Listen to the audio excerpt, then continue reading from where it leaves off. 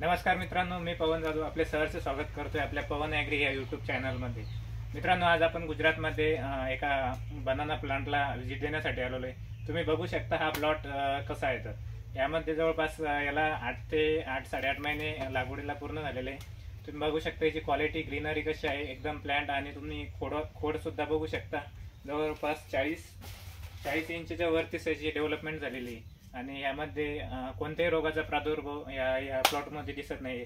तुम्ही तुमचे पानं सुद्धा बघू शकता, तर नाही पिवळे नाही, त्याच्यामुळे कोणताही रोगही नाही, कोणताच नाही।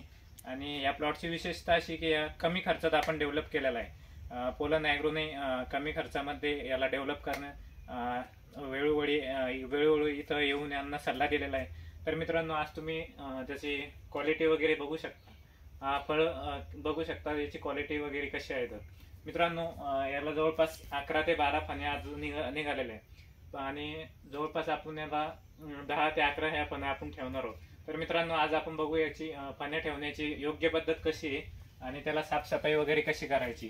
तर मित्रांनो, अगोदर आपण मोजून घेऊ। 1 2 3 4 5 6 7 8 9 10 आपण 10 ते 11 हे फण्या याच्यात ठेवणार आहोत। तर मित्रांनो, जे खालचे असतात हे असे कट करून, हे फळ आहे याला जागेच असं कट करून याची पूर्ण साफसफाई करून घ्यायची।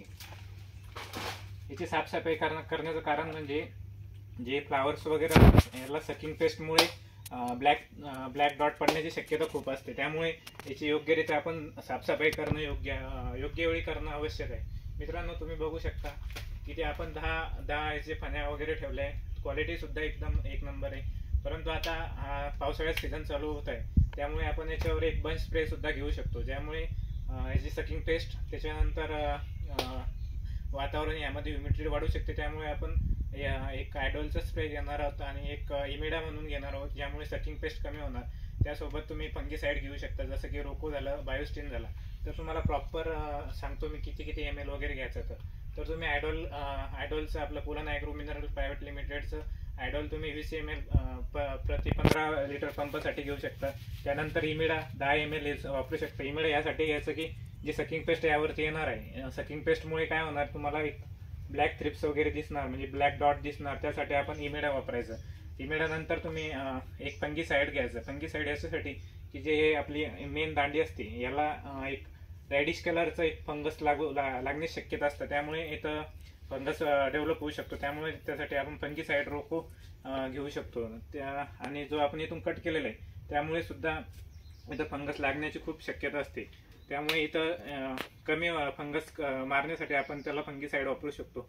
हा पहिला स्प्रे तुम्ही पहिली वेळेस साफसफाई केल्यानंतर लगेच मारायचा। दुसरा स्प्रे तुम्ही मारू शकता, ज्यामुळे केळीचं लवकर घड भरण्यासाठी, केळीची साईज वाढवण्यासाठी, रंगाची आपलं केळीची एक क्वालिटी वाढण्यासाठी, तसेच त्याची वजन वाढण्यासाठी आपण दुसऱ्या स्प्रेमध्ये 13-0-45 हे वापरू शकतो। त्यासाठी त्यानंतर आयडॉल मारायचं, इमिडा घ्यायचं आणि रोको घ्यायचं। हे दुसऱ्या सेकंड स्प्रेसाठी आपण वापरू शकतो। यामध्ये 13-0-45 घ्यायचं एकच कारण की 13-0-45 मध्ये पोटॅश आणि नायट्रोजन हे केळीची लांबी वाढवणार आणि पोटॅश हे त्याची साईज वगैरे वाढवणार। अशा प्रकारे तुम्ही हे मारू शकता। आणि त्यामध्ये सेकंड स्प्रेमध्ये आपण पेग वापरू शकतो। पेगचं एक कारण असं आहे की ज्यावेळेस आपण पहिला स्प्रे करतो त्यावेळेस ते वॉटर ड्रॉपलेट असतात, त्याच्यामुळे डाग हे केळीवरती पडू शकतात। ते आपण काढण्यासाठी पेगचा स्प्रे सुद्धा करू शकतो आणि पेगचा रिझल्ट सुद्धा चांगला आहे। सो पूर्ण आपण औषधामध्ये टाकल्यानंतर एक स्टिकर म्हणून काम करतं, त्यामुळे केळीवरचे प्रत्येक याच्यावरती तो एकदम स्मूथली स्प्रेड होणार आणि केळांना एकदम सेलला केळीमधले जे सेल असतात त्यांना मिळवण्यासाठी एक नंबर मिळू शकतो। मित्रांनो, तुम्हाला व्हिडिओ कसा वाटला, नक्की आवडला असेल तर मित्रांसोबत नक्की शेअर करा।